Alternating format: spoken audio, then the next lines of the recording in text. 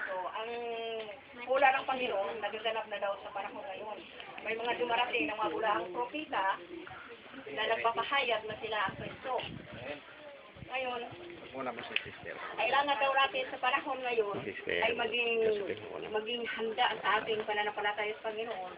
Dahil kung sinasabi sa pahayag na sa Efeso na pag ikaw ay lukewarm, isusuko ka ng Panginoon, ikaw rin ang magbuburas yung pangalan sa aklat ng buhay. Amen. Kailangan daw sa ating mga manampalataya, mananapili tayong maging tapat at malinis sa harapan ng Panginoon nang hindi tayo maiwan pagdating ng rapture. Amen.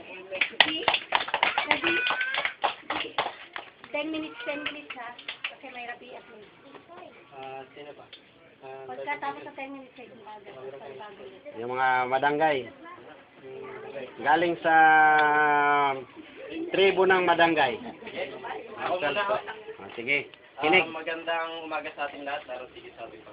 I-share ko lang yung Bible study kanina sa Proverbs 22:6. Turuan mo ang bata sa dapat niyang lakaran at pagka tumandaman siya ay hindi niya hihiwalayan.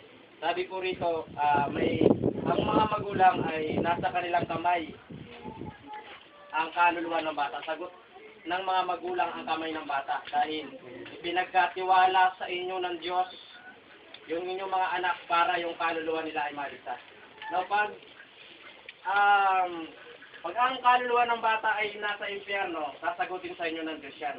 Sa Ezekiel 33, na pag hindi natin binantayan yung mga bata, ay pag napahamak sila, sasagutin na natin yan. Ang gagawin mo natin, sabi ni Brother Jerry kanina, titrain natin yung bata. Kasi pag hindi natin itrain yan, labas na magtitrain yan. Pansinin ninyo ang bata pag nanonood ng TV, di ba kwento ng kwento?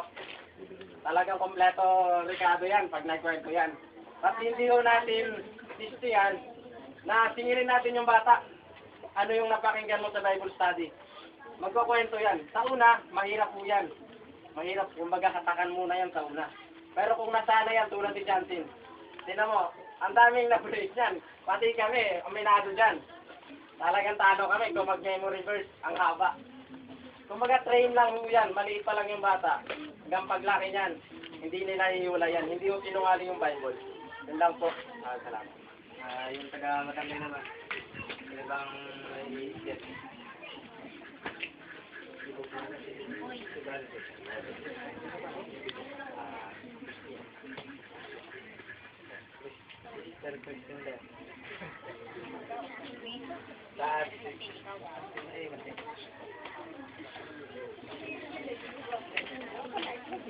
Mahirap pag hindi kinanay. Heavyweight champion of the world.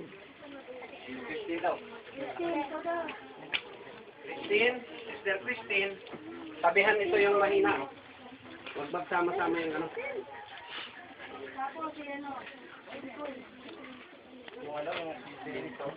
Dennis. Kita mo yung dalawa, si Amang. Yung ano. Sige. Sabi doon, kung takot na po tayo sa mundo, takot din tayo mamatay. Takot din daw tayo. Kung takot tayo mamatay, kailangan takot din daw tayo.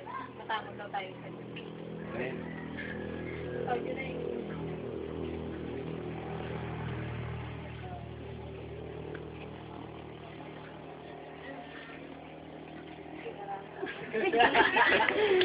Takot na mag-report. Tingkoy.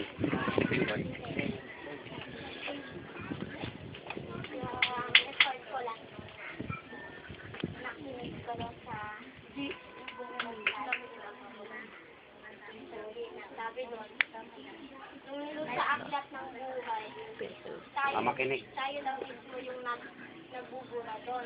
Tayo daw mismo ang nagbubura doon. Yung Yuda, halimbawa tayo, nandun tayo. Binubura natin yung tayo mismo ang nagbubura ng pangalan natin doon sa aklat. Kahit kung ano daw, doon, kailangan natin iabot yung ating kamay sa Panginoon para mismo Hanggang 10. natin mapura yung pangalan natin doon sa At 9. galing. Sino pa? O yung nanay na. Jason! Jason pa. Jason pa? Anak mo na.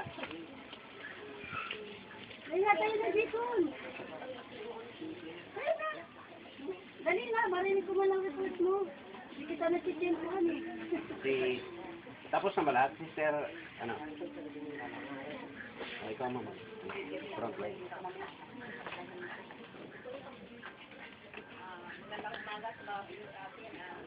Amen. Tungkol sa Panginoon sa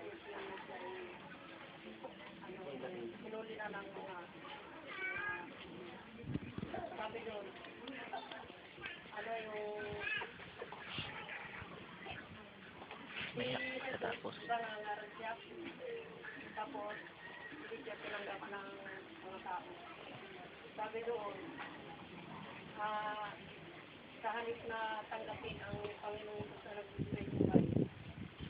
Yung sa panahon na tuwing Pasko, ipapalaya sila ng ilang ko. At sabi doon, tinanong yung mga tao kung sino ang lalayain. Yung Barabas pa rin, Jesus din yun. Yung Barabas, Jesus na. Ang mga tao, pinilig nila, Jesus na Barabas, ang palayain, kaysa kay sabi doon, ang mga tao, kasi pinilig nila na kumukuha ng buhay, ano ba si Jesus Barabas, kasi namamatay tao. Tapos si Kristo, siya yung nagliligtas sana ng tao para magkaroon ng buhay. Amen. Ang buhay na nangyayari. Pero mas pinili ng tao ang sabi ko. Kumukuha ng buhay kaysa nagbibigay.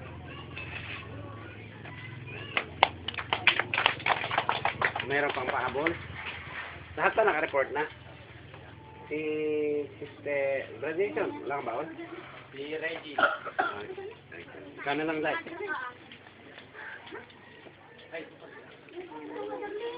Darlene, sige Darlene. Tapos na. Pinanood eh. Revelation.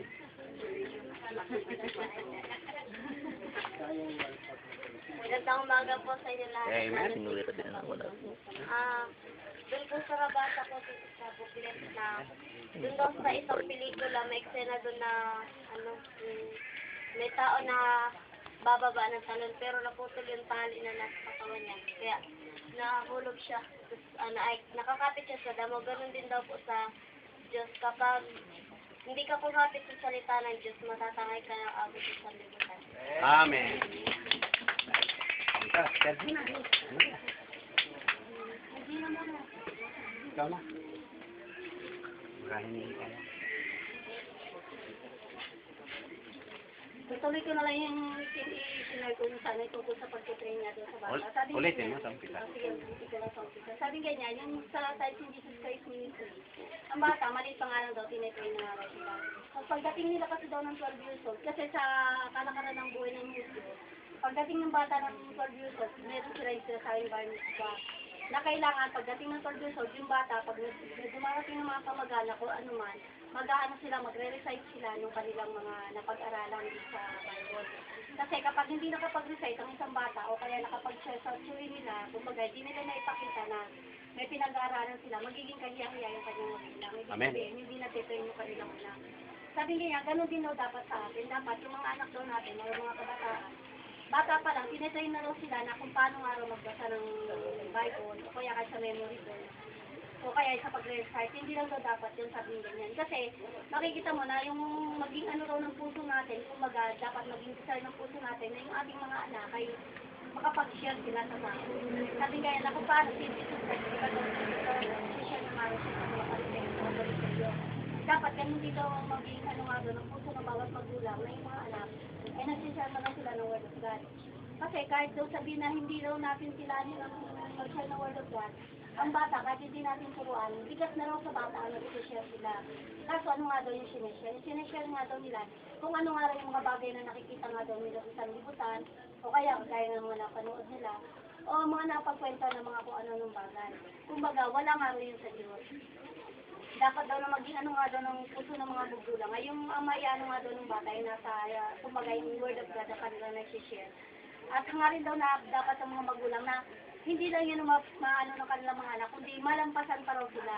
Sino daw bang magulang hindi matutuwa na yung anak daw nila ay malalampasan sila sa pamamagitan nga daw ng salita. Hindi yung malalampasan nga daw sila sa bagay na makasanibutan. Halimbawa, hindi nakapag-aral magulang, yung anak ay maging doktor, hindi raw dapat lang iyon ang maging batayan ng magulang. Kundi malampasan nga daw sila sa unawa nga daw sa salita ng Diyos. Kasi sabing ganyan, na kung paano yung sanlibutan ay lumalakad nga din daw yung sabing ganyan, yung share ng sanlibutan ay sinasabayan din daw ang ano ng sa Diyos. Kaya sabing ganyan, kapag ang bata nga daw, natuto nga daw sa, simula nga daw sa pabata, hindi lang daw yung magsisilid dun ng hihinto na. Kumbaga, meron pa raw susunod na gagawin ng bata. Hanggang sa yung bata ay nag-lead na raw siya ng Bible study sa kanilang tahanan. At pag medyo tumagal-tagal pa raw, yung bata ay pwede mo na nga raw silang utusan para humayo na raw sa ibang mga. Amen. Palakpakan natin ang Panginoon.